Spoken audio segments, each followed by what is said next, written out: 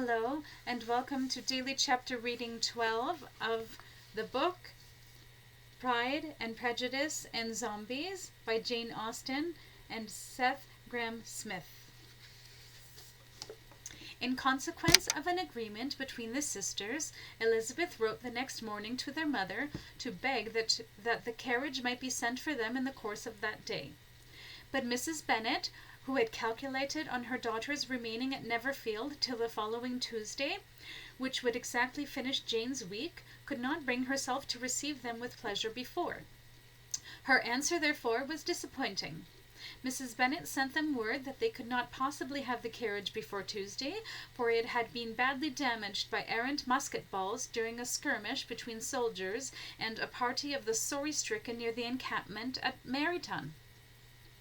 This was at least partially true, for the carriage had indeed been caught in a crossfire when Catherine and Lydia used it to visit with a group of officers, but the damage was in fact less severe than Mrs. Bennet suggested.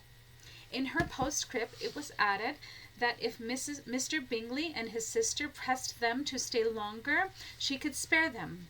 Against staying longer, however, Elizabeth urged Jane to borrow Mr. Bingley's carriage immediately, and at length it was settled that their original design of leaving Neverfield that morning should be mentioned and the request made. The request excited many professions of concern, and enough was said of wishing them to stay at least till the following day to allow the ground to further harden. Until the morrow their going was deferred. Miss Bingley was then sorry that she had proposed the delay, for her jealousy and dislike of Elizabeth much exceeded her affection for Jane.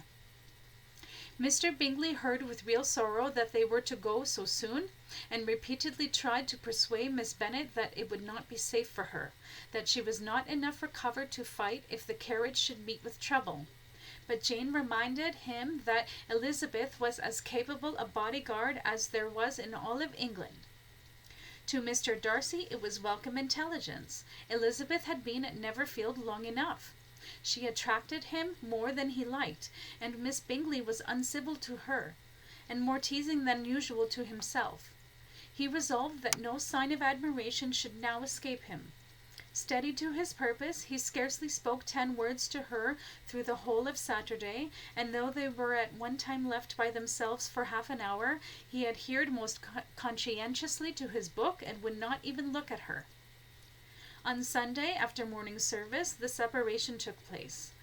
Miss Bingley's civility to Elizabeth increased at last very rapidly, as well as her affection for Jane.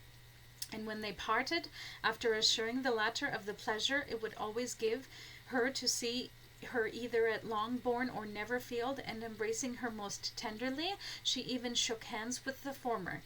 Elizabeth took leave of the whole party in the liveliest of spirits.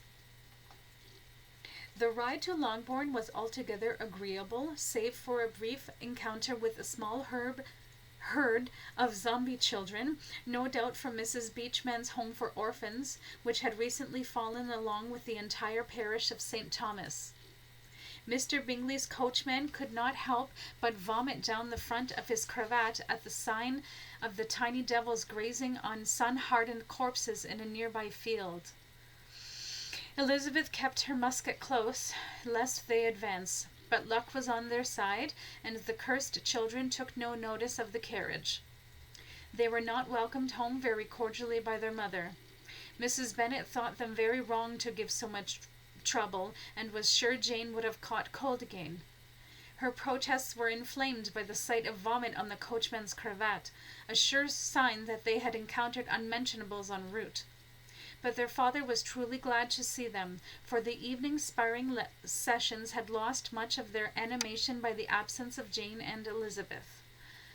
They found Mary, as usual, deep in the study of human nature. Catherine and Lydia had information for them of a different sort. Much had been done and much had been said in the regiment since the preceding Wednesday.